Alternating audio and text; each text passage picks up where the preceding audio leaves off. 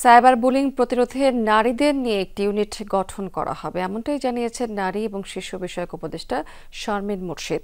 রাজধানীতে এক আলোচনা সভায় অংশ নিয়ে বক্তারা বলেছেন, নারী এবং পুরুষ একে অপরের পরিপূরক হয়ে কাজ করলেই দেশ এগিয়ে যাবে। তবে নারী নানাভাবে প্রতিবন্ধকতার শিকার হচ্ছে। অনুষ্ঠানে উপদেষ্টা বলেছেন, বৈষম্যহীন নতুন বাংলাদেশের প্রত্যাশা ছিল সবার, তাই নারী পুরুষের বৈষম্য দূর করতে সরকার কাজ করে যাচ্ছে।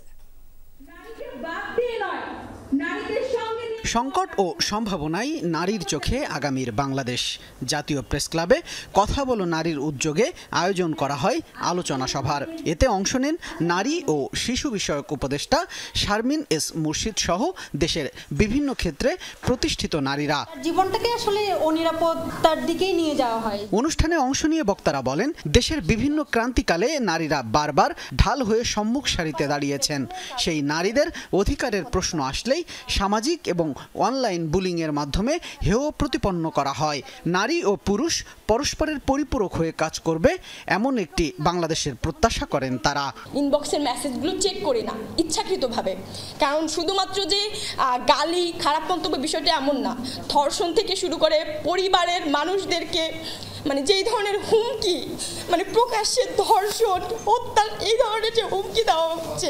সম্প্রতিকালে একটা মিম দেখলাম মেয়েদেরকে টার্গেট করে, যে মেয়ে নাকি কামাই করে তার লাগে না জামাই, আর যে মেয়ে নাকি জামাই আছে তার লাগে না কামাই। নারীদের কথা বলার জন্য আলাদা করে কোনো সভা সেমিনার যেন দরকার না হয়, নারীদের কেন আসলেই মানুষ হিসেবে গণ্য করা হয়। আলোচনায় উঠে আসে, নারী সবচেয়ে বেশি হয়রানির শিকার হচ্ছে সামাজিক যোগাযোগ মাধ্যমে। অনলাইন বুলিংয়ের বিষয়ে সরকারকে কঠোর ব্যবস্থা নেওয়ারও আহ্বান জানান তারা। নারীকে নির্যাতন করে নিচু রেখে কোনো অবস্থাতেই আপনারা ভালো নাই, আপনারা যারা ভালো থাকে আপনারা তাদের সেবাদাসী মাত্র। মেয়েদের সাথে এই পরিমাণ অনলাইন হ্যারাসমেন্ট চলে প্রতি মুহূর্তে, সেগুলোকে সরকারের পক্ষ থেকে সামান্য কন্ডেম করা, একটা মৌখিক কন্ডেম করারও আজ পর্যন্ত কোনো কর্মসূচি দেখিনি।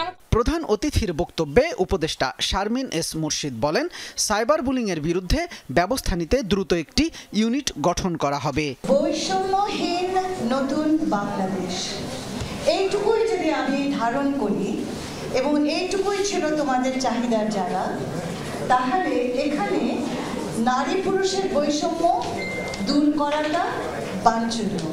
বৈষম্যহীন নতুন বাংলাদেশ গড়তে সরকার কাজ করছে জানিয়ে উপদেষ্টা বলেন, দেশকে এগিয়ে নিতে নারী পুরুষের পার্থক্য দূর করে পরিপূরক হয়ে কাজ করতে হবে। পলিটিক্যাল বইপত্র পড়তে পারি। শামীম রেজা, যমুনা নিউজ, ঢাকা।